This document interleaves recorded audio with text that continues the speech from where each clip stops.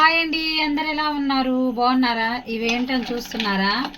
మటన్ని నేను ఎండబెట్టి ఇలా ముక్కలు చేసుకున్నానండి. మేము వీటిని ఎండు తొనకలు అంటాం, ఒట్టి తొనకలని.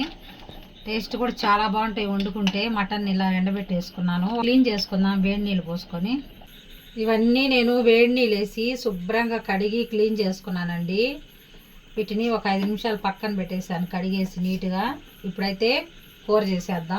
స్టవ్ బాగా హీట్ ఎక్కింది కాబట్టి ఆయిల్ వేసేస్తున్నాను. ఆయిల్ అయితే బాగా హీట్ ఎక్కిందండి. తెల్లగడ్డని కచ్చాపచ్చాగా దంచుకొని వేసుకుంటున్నాను. పోపు దినుసులు, కొంచెం కరివేపాకు, ఉల్లిపాయ ముక్కలు, పచ్చిమిర్చి. ఉల్లిపాయలు వేగిపోయాయి కదా, టమోటా ముక్కలు వేసేసుకున్నాం. టమోటాలు అయితే బాగా మగ్గిపోయాయి. మనం ముందుగా క్లీన్ చేసి పెట్టుకున్న ఈ ఒట్టి తొనకలు కూడా వేసేసుకుందాం. టేస్ట్ సరిపోయినంత సాల్ట్, పసుపు 1 స్పూన్ వేసాను. బాగా కలిపేసి ఇప్పుడైతే మూద్దేద్దాం. ఒక 5 నిమిషాలు అయింది. చూసారా బాగా మగ్గింది కదా.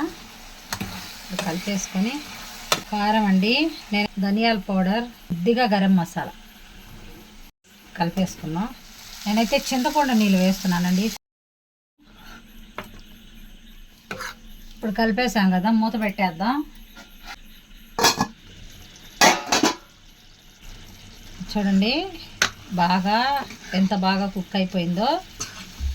మనకి వాటర్ అని ఇనిగిపోయి ఆయిల్ బాగా సపరేట్ అయిపోయింది కర్రీలో నుంచి. ఇలా చిక్కగా అయిపోయింది కూర, రెడీ అయిపోయింది. ఇప్పుడు పక్కన తీసి పెట్టేసుకుందాం గిన్నెలో.